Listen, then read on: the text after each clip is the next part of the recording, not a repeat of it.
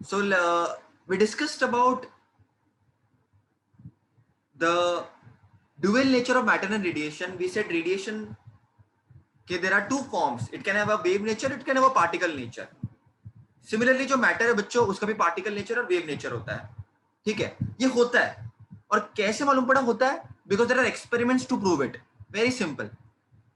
In fact matter जो तुम देख रहे हो, matter, the phone that you are holding, the pen that you have, even yourself, आप सब पार्टिकल हो बच्चों. तो ये पार्टिकल वेव भी हो सकता है. It's a very surprising thing, क्योंकि दिखता तो नहीं है वेव की तरह. तो वो भी हम चैप्टर में प्रूव करेंगे बच्चों, कि तुम भी मैं भी सब वेव है. एक्सपेरिमेंटली बहुत डिफिकल्ट है हमको ये प्रूव करना, लेकिन होते हैं हम. ये तुमको समझ में आ जाएगा आगे कैसे. फिर हमने फोटो इलेक्ट्रिक इफेक्ट देखा बच्चों, जहां पर मैं तुमको बताया सबसे पहले कि जो भी रेडिएशन आता है उसकी एनर्जी होती है HF, where E is energy of incident radiation, H is the Planck's constant and F is the frequency. Frequency is also equal to C by lambda, तो equal to hc by lambda. तो अपन ने discuss किया बच्चों, right. तो अपन ने Planck's constant की value discuss की. फिर बच्चों अपन ने फोटो इलेक्ट्रिक इफेक्ट क्या होता है वो डिस्कस किया, कि कभी कोई रेडिएशन आ रहा है, फॉर एग्जांपल लाइट रेस, वो कुछ एनर्जी के साथ आएगी. तो अगर एनर्जी सफिशिएंट होगी तो electrons might be emitted, electron निकल सकते हैं बाहर. तो उसी को हमने फोटो इलेक्ट्रिक इफेक्ट बोला था. फिर मैं तुमको शॉर्टकट भी बताया कि energy is equal to 1240 upon lambda. Electron volt पे तुमको एनर्जी मिलेगी, और वेवलेंथ तुम्हारे नैनोमीटर में होना चाहिए. तो तुमको एमसीक्यूज में बहुत हेल्प होगी इस चीज की. फिर मैंने पार्टिकल नेचर की बात की बच्चों, कि जो लाइट है, अगर उसको हम पार्टिकल मान के, चैप्टर में लाइट को पार्टिकल मान के चलेंगे, तो वो पार्टिकल जो है उसको हम फोटॉन्स बोलते हैं. ऐसे photons. The rest mass of photon is zero. Photon travels with the speed equal to speed of light, and photon is neutral. Electric field और मैग्नेटिक फील्ड के प्रेजेंस में वो डिविएट नहीं होता. तो ये सब चीजें हमने लास्ट टाइम डिस्कस की थी बच्चों. ठीक है, we have discussed all this things. Discuss की थी इंटेंस. ये सबसे इंपॉर्टेंट पॉइंट था, मोस्ट इंपॉर्टेंट. अगर आप इंटेंसिटी ऑफ लाइट को इंक्रीज कर रहे हो, मतलब नंबर ऑफ फोटॉन्स को इंक्रीज कर रहे हो. कहने का मतलब क्या है? इंडिविजुअल फोटोन की एनर्जी नहीं बढ़ेगी, लेकिन नंबर ऑफ फोटॉन्स इंक्रीज हो जाएंगे बच्चों. तो इंटेंसिटी इंक्रीज करोगे, number of photons will increase, energy of individual photon will remain same.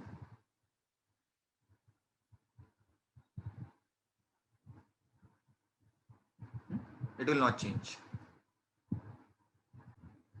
So let us discuss बच्चों about electron emission. हमने डिस्कस तो कर लिया बच्चों. देखो मैं आपको नोट्स में बताया था कि भाई रेडिएशन आएगा, इलेक्ट्रॉन बाहर निकलेगा. तो ये इलेक्ट्रॉन बाहर निकलने के बहुत सारे तरीके होते हैं बेटा. The ejection of electrons on the surface of the metal is called electron emission. और एक लास्ट टाइम मैंने तुमको बताया था बच्चों कि हर एक मेटल के पास फ्री इलेक्ट्रॉन्स होता है. ठीक है बच्चों. These electrons are free to the extent that they may transfer from one atom to another within the metal, but they cannot leave the metal. तुमको इसको फ्री इलेक्ट्रॉन्स क्यों बोलते हैं? क्योंकि इलेक्ट्रॉन यहां वहां जा सकते हैं मेटल के सरफेस पर ही, लेकिन मेटल के अंदर ही वो इधर उधर जा सकता है, लेकिन वो मेटल को लीव नहीं कर सकता. They cannot leave the metal surface to provide electron emission because of electrostatic attraction of positive nuclei inside the atom. So this is a very important point बच्चों, very very very important point. इसको समझने की कोशिश करना अच्छी तरह से, hand written notes के फॉर्म में. emission of electron from metal surface.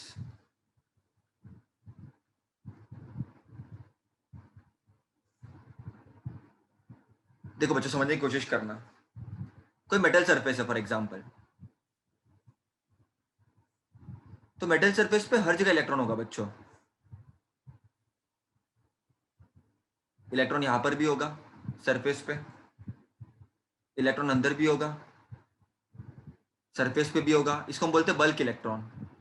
Bulk मतलब अंदर, इसको बोलेंगे सरफेस इलेक्ट्रॉन. अब दिमाग लगाएंगे बच्चों अपन. देखो मेटल के अंदर इलेक्ट्रॉन्स है, तो बेसिकली एटम होता है ना, तो आजू बाजू में हर जगह पे इलेक्ट्रॉन को समझने की कोशिश करना एकदम क्लियरली बच्चों. आजू बाजू में हर जगह पे पॉजिटिव न्यूक्लियाई होगा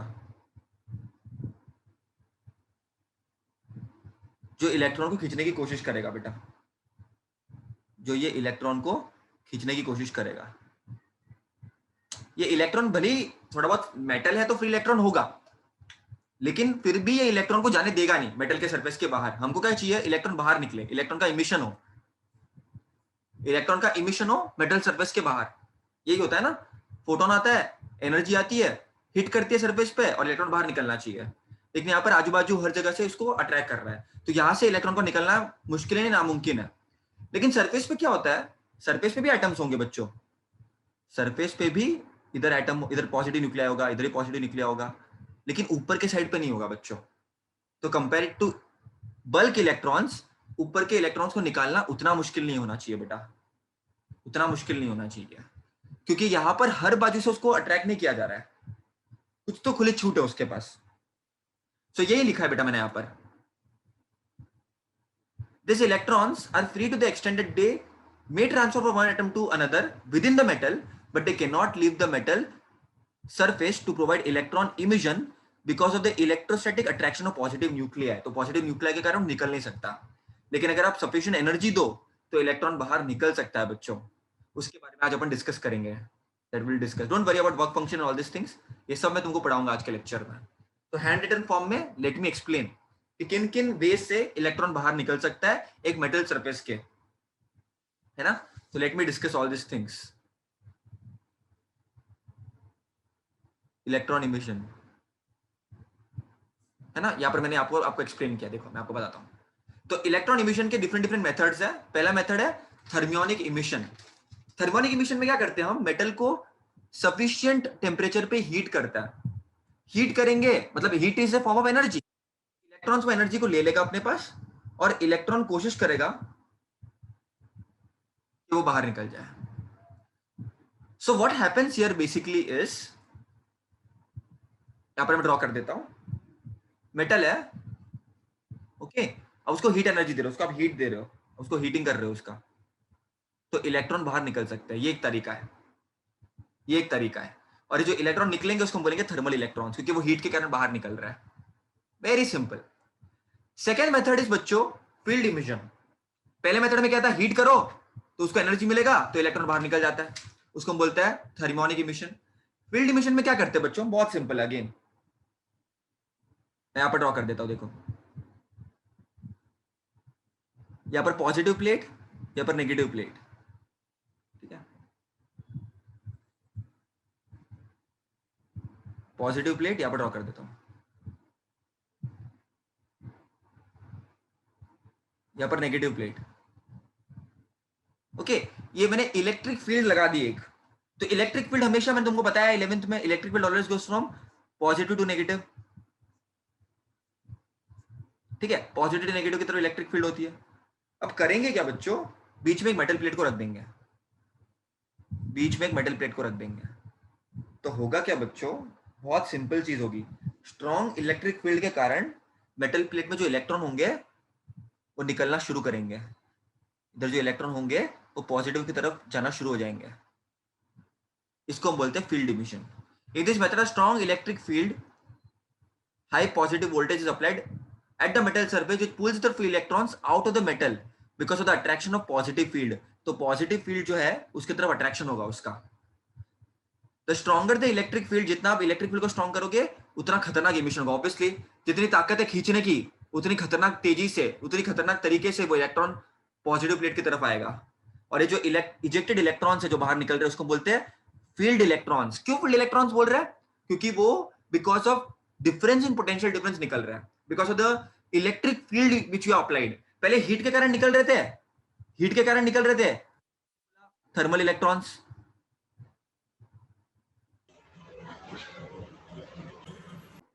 तो बच्चों हीट के कारण जो इलेक्ट्रॉन निकल रहे थे उसको बोला थर्मल इलेक्ट्रॉन्स, क्योंकि वो हीट के कारण निकल रहे हैं। और अगर कोई electrons because of electric field निकल रहे हैं उसको बोलते हैं फील्ड इलेक्ट्रॉन्स। और ये थर्ड मैटर तो वही वाला इमिशन है जो अपन पूरे चैप्टर में डिस्कस करने वाला है। मतलब मेटल सरफेस है, फोटोन आ रहा है और इलेक्ट्रॉन निकल रहा है, तो उसको बोलते हैं फोटो इलेक्ट्रिक इमिशन। जो इलेक्ट्रॉन निकलेंगे उसको बोलेंगे फोटो इलेक्ट्रॉन्स। इसी के बारे में तो हम डिटेल में डिस्कस करने वाले चैप्टर में बच्चों। Now we have discussed about in which ways electrons can be emitted out. It can be heat, it can be electric field, it can be photoelectric emission. But the most important thing, bachcho, that are basic concepts that should be very clear. And the first concept is work function. Now this is a very important concept बच्चों, concept of work function. अब क्या होता है concept of work function में? The concept of work function in a proper way. चलो इसको मैं hand written तरीके से लिखाता हूं तुमको. यार वर्क फंक्शन बुक में बहुत गिचमिट की है बेटा, सीधी सीधी बात ही नहीं की है. पहले कुछ और एक्सप्लेन किया है, फिर बीच में कुछ और पहुंच गए हैं, बहुत कंफ्यूजन दिया है बुक में, बहुत ज्यादा. तो बुक डायरेक्टली रीड करोगे तो बहुत दिक्कत होगी बेटा. इसके लिए नोट्स अच्छी तरह से मेंटेन करना, क्योंकि इतना ही पढ़ना है तुमको, जितना बताऊंगा उतना पूरा का पूरा बुक कवर हो जाएगा और एकदम स्मूथली सिस्टमेटिकली. वर्क फंक्शन क्या होता है बेटा? देखो मैं तुमको बताया था, इसको समझते सिंपल तरीके से. तुमको बेसिक फंडा पता है, मेटल सरफेस है, एक मेटल सरफेस है,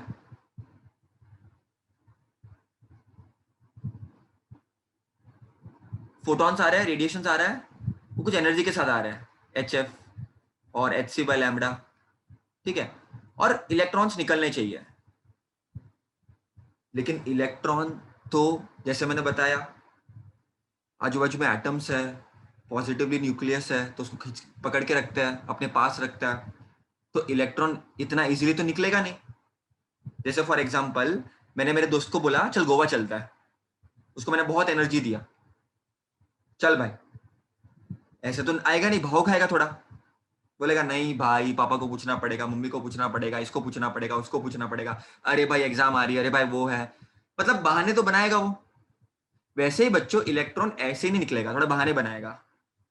ठीक है, जैसे शादी वादी होती है ना, तो ऐसे ही मेहमान खुश नहीं होते, कुछ ना कुछ तो बहाने ही बनाएंगे, कुछ ना कुछ तो बातें करेंगे कि ये था प्रॉब्लम था, वो प्रॉब्लम था, ये था, कुछ ना कुछ तो भाव खाएंगे. वैसे ही बच्चों इलेक्ट्रॉन भी सरफेस से निकलने के लिए बहुत ज्यादा भाव खाता है, कुछ एक एनर्जी लगती है उसको निकलने के लिए. तो व्हाट इज वर्क फंक्शन? उसका सिंबल है या तो पाए, सिंबल को बोलते हैं फाई, और या तो सिंपली डब्ल्यू भी बोल सकते हैं इसको, है ना. बट सिंपली यही वाला यूज करते हैं, पाई वाला. More than anything this is used, this is more common symbol. तो वर्क फंक्शन क्या बोलता है? वर्क फंक्शन क्या है, डेफिनेशन लिखा देता हूं मैं. The amount of, sorry, the minimum amount of energy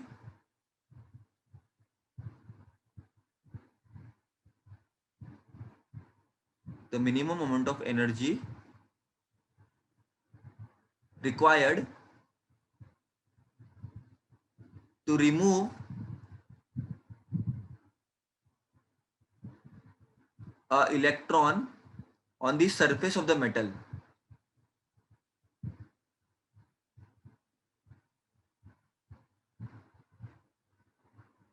is called work function. तो एक मिनिमम जो एनर्जी लगेगी बच्चों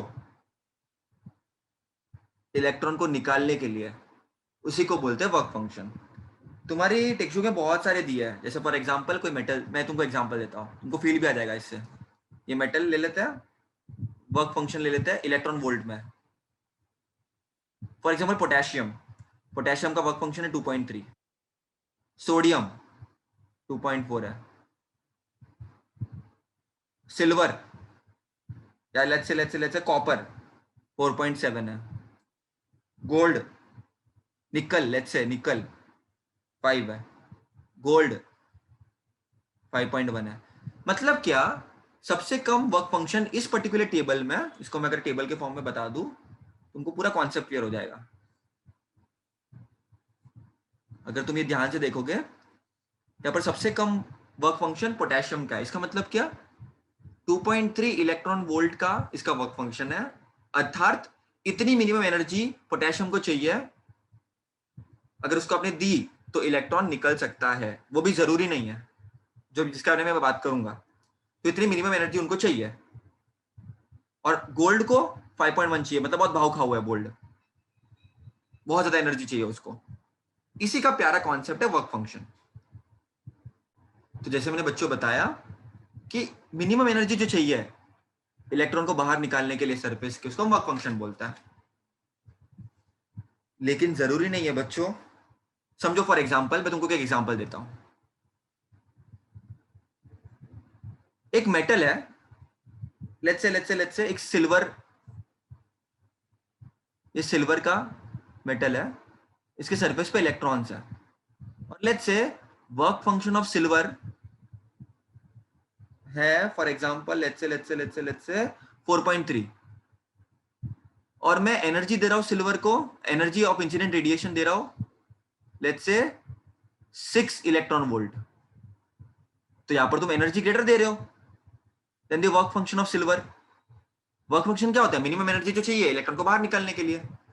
तो अगर इतनी ज्यादा एनर्जी तुम दे रहे हो तो सिल्वर बाहर निकलना चाहिए, लेकिन जरूरी नहीं है बच्चों कि इलेक्ट्रॉन बाहर निकले। ऐसा क्यों? फिर भी नो इलेक्ट्रॉन इज इमिटेड। भैया ये क्या बात बोलते हो? आपने तो बोला एक मिनिमम एनर्जी, ये मिनिमम एनर्जी है जो रिक्वायर होती है। हाँ बच्चों मैंने बोला है ऐसा। तो भैया फिर मैं एनर्जी भी ग्रेटर दे रहा हूं वर्क फंक्शन से, तो क्या प्रॉब्लम है? तो क्या प्रॉब्लम है भैया? आपने जो मिनिमम एनर्जी थी उससे ज्यादा ही दिया आपने, तो इलेक्ट्रॉन बाहर निकलना चाहिए, लेकिन फिर भी इलेक्ट्रॉन बाहर नहीं निकलता। क्योंकि बच्चों सुनना अच्छी तरह से कॉन्सेप्ट को। मेटल के सरफेस पे ये सिल्वर है फॉर एग्जांपल, तुमने फोटोन को या लाइट को इंसिडेंट कराया, तुम्हारी उम्मीद तो यही थी, तुमने सिर्फ इलेक्ट्रॉन वोल्ट दिया, इसको तो 4.3 इलेक्ट्रॉन वोल्ट की जरूरत है, उतने में मान जाता है। जैसे फॉर एग्जांपल मेरे दोस्त को मुझे मिलना है, मैं उसको 2 बार मनाता हूं, मान जाता है, ज्यादा जरूरत नहीं पड़ती, तो उसका वर्क फंक्शन 2 बार बनाना ही है। तो यूजुअली तो वो मान जाता है, कोई प्रॉब्लम नहीं होती। लेकिन एक दिन कुछ अद्भुत हुआ, मैंने 4 बार मनाया, 5 बार मनाया, फिर भी नहीं माना वो। ऐसा क्यों होता है बेटा? ऐसा क्यों होता है बेटा? क्योंकि कभी कभी क्या हो सकता है, उसका मूड नहीं है। कभी कभी ऐसा हो सकता है कि तुम जितनी बार भी उसको बुलाने की ट्राई कर रहे हो, तो कुछ तो मम्मी ने ना बोल दिया होगा, घर पे पापा ने ना बोल दिया होगा। वैसे ही बच्चों, इन metal surface what happens, sometimes even when energy is greater than the work function, electron is still not emitted because sometimes energy gets wasted। तो पहले क्या होता है, एनर्जी वेस्ट होती है। लेट्स से यहाँ पर 3 इलेक्ट्रॉन वोल्ट वेस्ट हो गई, 6 इलेक्ट्रॉन में से जो तुमने दी उसमें से 3 इलेक्ट्रॉन वोल्ट वेस्ट हो गई, तो बची कितनी? 3 इलेक्ट्रॉन वोल्ट बची एनर्जी रिमेनिंग। और वर्क फंक्शन क्या है? वर्क फंक्शन तो 4.3 है, तो एनर्जी कम हो गई ना बच्चों, इनडायरेक्टली एनर्जी इनडायरेक्टली कम हो गई, तब इलेक्ट्रॉन नहीं निकलेगा। That is the concept. तो जरूरी नहीं है बच्चों अगर एनर्जी तुम वर्क फंक्शन से ग्रेटर दो तो इलेक्ट्रॉन बाहर निकलेगा ही, जरूरी नहीं है। निकलना चाहिए, निकलना चाहिए, it's a necessary condition, energy should be greater then work function, लेकिन बहुत बार वेस्ट भी हो जाता है। तो बच्चों इसको तुम ऐसे भी समझ सकते हो, जैसे एनर्जी दे रहे, फॉर एग्जांपल तुमको किसी से शादी करनी है, तो वो लड़की को मनाने के लिए फॉर एग्जांपल तुमको 4.3 इलेक्ट्रॉन वोल्ट ही लगेगा, इतनी एनर्जी लगेगी। तुम्हारे पास भरपूर एनर्जी है, लेकिन फिर भी वो लड़की नहीं मान रही। क्यों नहीं मान रही? क्योंकि बहुत ज्यादा एनर्जी वेस्ट करनी पड़ रही है उनको घर वाले को मनाने के लिए। ठीक है, तो ये इस तरह से बातें होती है बच्चों, इस तरह से कॉन्सेप्ट बनता है। देखो बच्चों समझने की ट्राई करना, अच्छी तरह से समझो, एकदम मजा आएगा। कुछ तुम एनर्जी दे रहे हो, कुछ वर्क फंक्शन है किसी पर्टिकुलर मेटल का, कुछ एनर्जी वेस्ट हो रही है, और कुछ एनर्जी काइनेटिक एनर्जी के फॉर्म में। मतलब क्या होता है, देखो समझने की कोशिश करना। ऐसा हो सकता है फॉर एग्जांपल समझो, यहां पर ये हुआ कि 6, समझो तुमने दिया 10 इलेक्ट्रॉन वोल्ट, वर्क फंक्शन है 4.3 इलेक्ट्रॉन वोल्ट।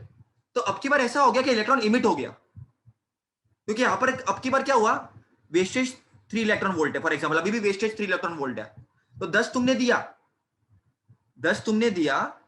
3 वेस्ट हो गया, फिर भी 7 बच गया ना, और वर्क फंक्शन तो 4.3 है, वर्क फंक्शन तो 4.3 है, तो अब की बार 7 इलेक्ट्रॉन वोल्ट बच गया, तो अब की बार इलेक्ट्रॉन निकल सकता है। और जो एक्स्ट्रा एनर्जी है वो इलेक्ट्रॉन काइनेटिक एनर्जी में कन्वर्ट कर देगा, मतलब वो तेजी से भागेगा।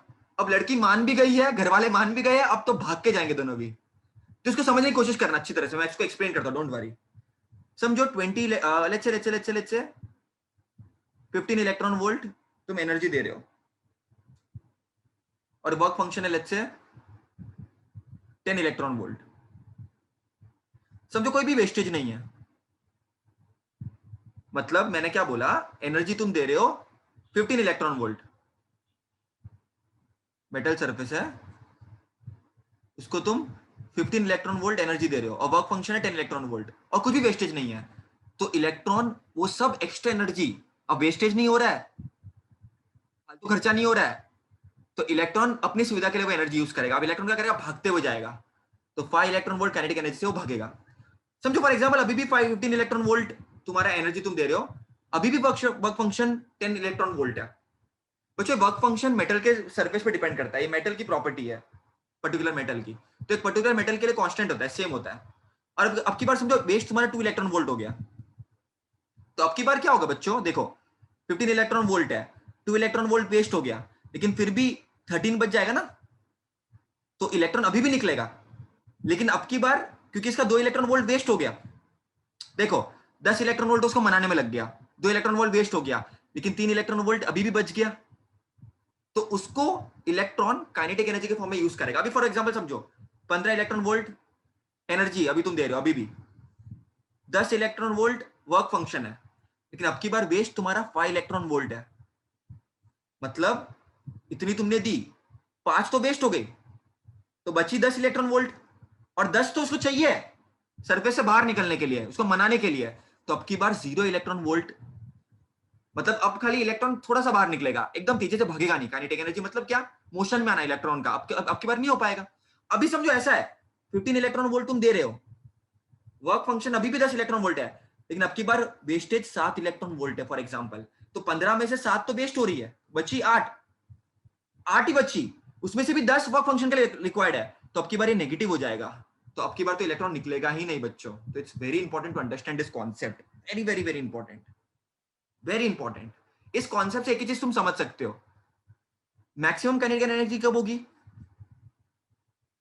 मैक्सिमम काइनेटिक एनर्जी तब होगी जब कोई वेस्टेज नहीं है, और तब काइनेटिक एनर्जी कितनी निकलेगी, लाइक फॉर एग्जांपल इस केस में समझते हैं, वेस्टेज जीरो था, वेस्टेज जीरो था, तो काइनेटिक एनर्जी कितनी होगी, मैक्सिमम 5 होगी। कैसे मिला अपने को ये, जो एनर्जी टोटल तुम दे रहे हो माइनस कितना भाव खाने में लग रहा है, मेटल सरफेस को भाव तो खाएगा ना वो, भाई भाव खाएगा वो क्या बोलेगा, नहीं भाई थोड़ा तो मैं भाव खाऊंगा, मेरे को इतना तो मिनिमम चाहिए, तो ये 5 तो 15 माइनस 10 इज 5 इलेक्ट्रॉन वोल्ट, और जब जब वेस्टेज बढ़ा है तब तब देखो काइनेटिक एनर्जी कम होती गई है, तो इट डिपेंड्स अपॉन वेस्टेज कितना हो रहा है, तो मैक्सिमम काइनेटिक एनर्जी कितनी होती है, ई माइनस वर्क फंक्शन। तो बच्चों मैं तुमको यही बता रहा था कि मैक्सिमम काइनेटिक एनर्जी कितनी होगी, समझने की कोशिश करना, एकदम सिंपल, तो कॉन्सेप्ट इतना सा है, सिंपल है, ये मेटल सरफेस है, यहाँ पे रेडिएशन आ रहा है, तो इलेक्ट्रॉन बाहर निकलेगा, अब बहुत ज्यादा इस पर्टिकुलर सरफेस का कुछ वर्क फंक्शन होगा, ये कोई एनर्जी से आएगा, और अगर एनर्जी बहुत ज्यादा ग्रेटर होगी देन वर्क फंक्शन और वेस्टेज बहुत कम है, तो इलेक्ट्रॉन बढ़िया काइनेटिक एनर्जी से मूव करेगा। काइनेटिक एनर्जी मतलब क्या, energy because of a particle in motion, of a object in motion, अपन ने बचपन से पढ़ते आए अपन।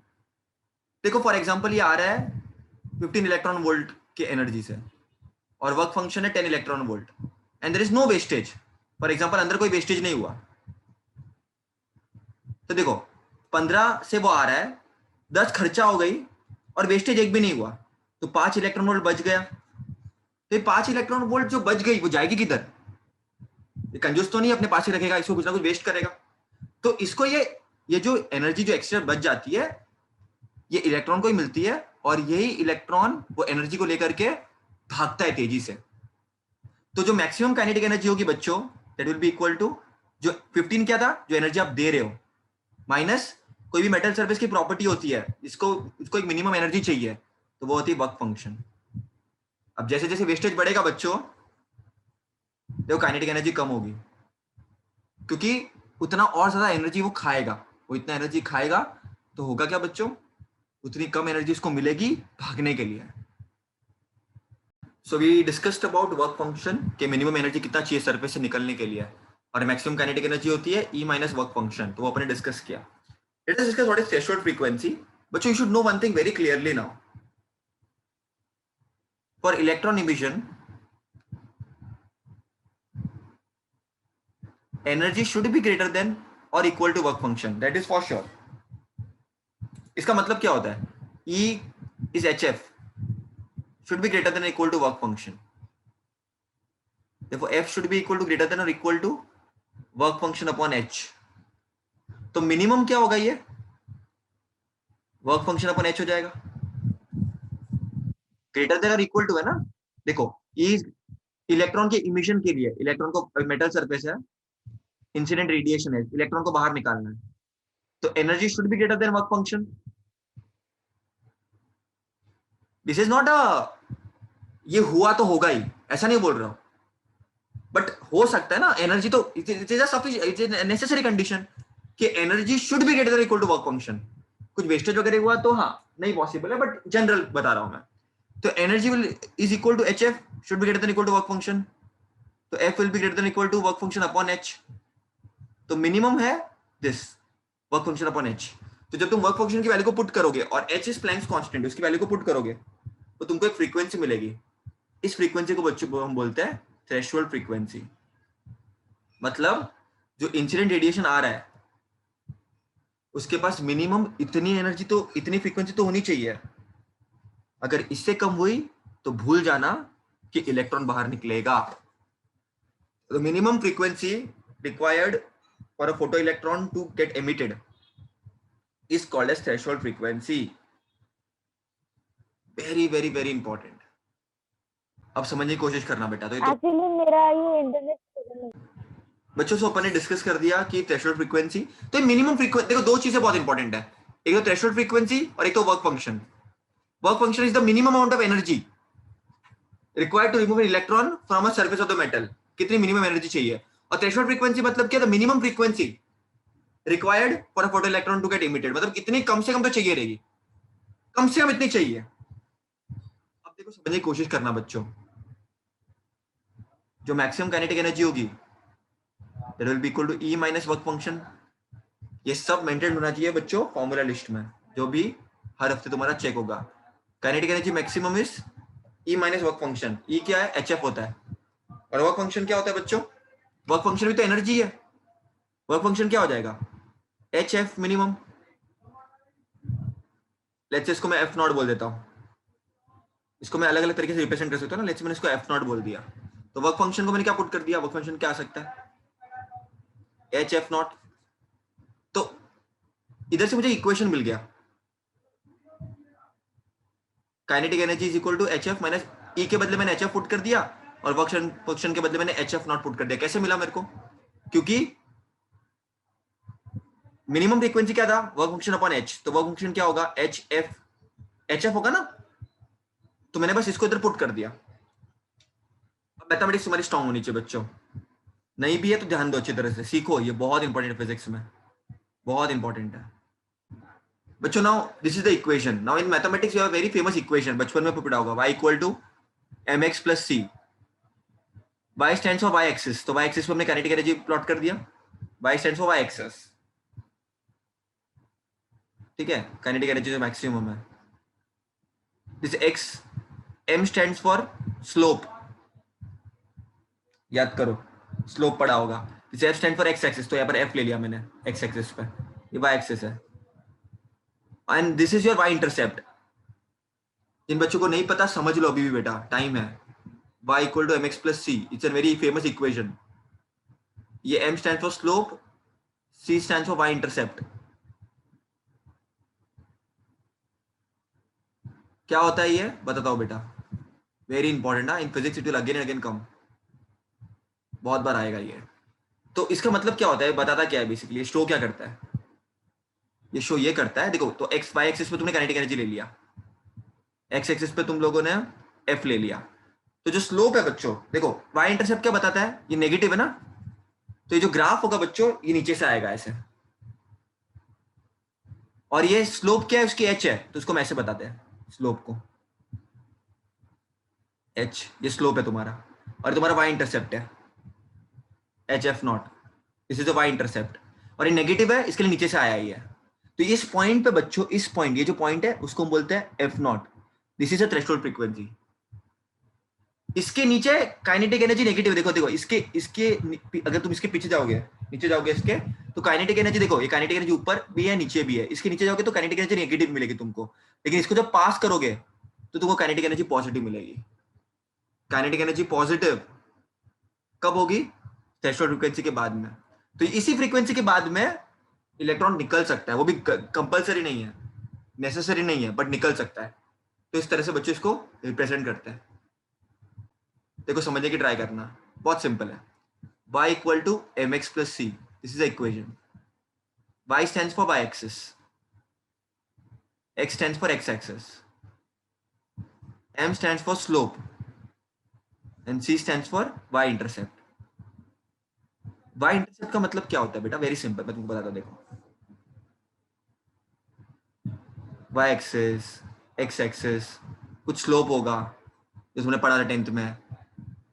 y इंटरसेप्ट मतलब क्या होता है? देखो y इंटरसेप्ट मतलब क्या, ये पर्टिकुलर जो पॉइंट है या जो तुम्हारा ग्राफ है वो किधर से स्टार्ट हो रहा है। तो यहां पर हमको क्या मिला? देखो काइनेटिक, हमको क्या मिला, वापस मैं तुमको बताता हूँ, रिपीट करता हूँ।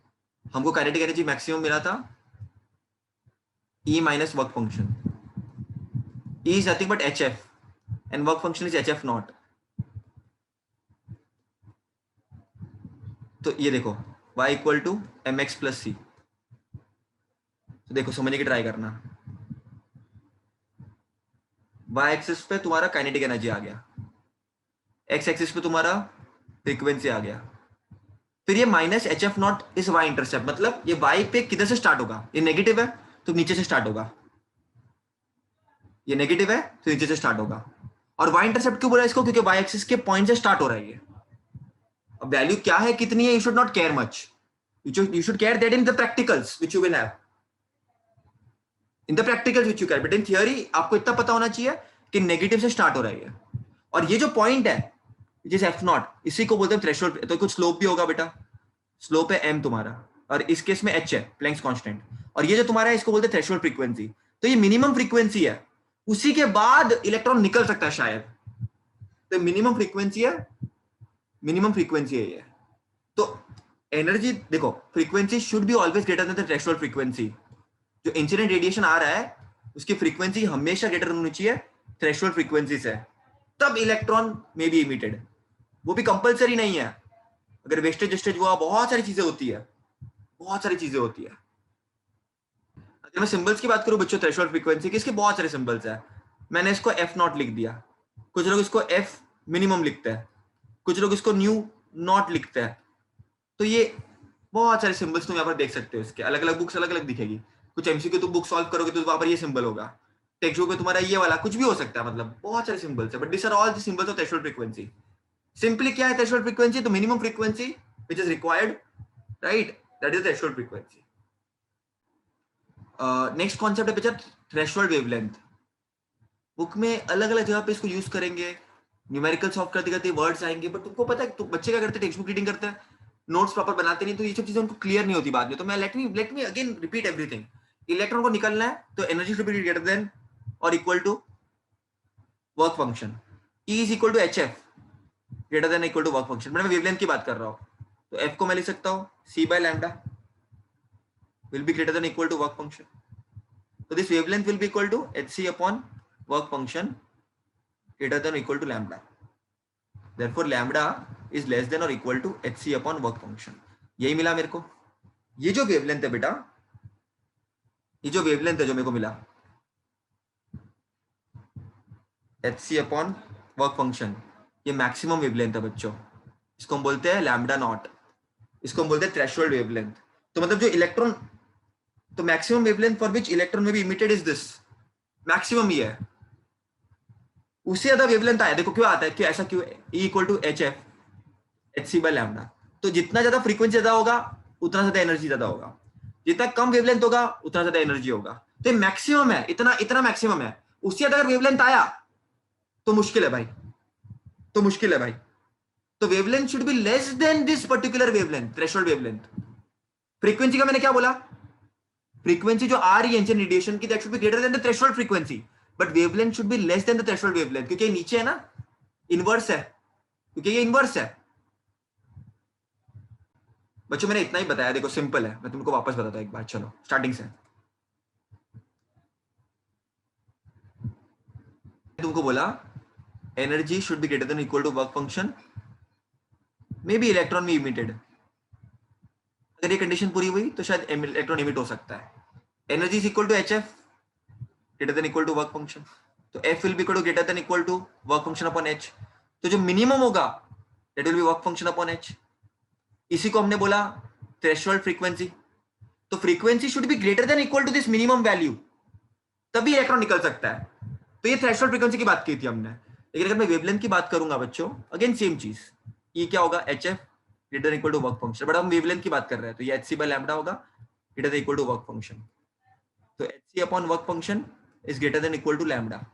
सो lambda will be equal to, इसको ऐसे lambda greater, this is greater ना, तो lambda will be less than equal to H C upon work function.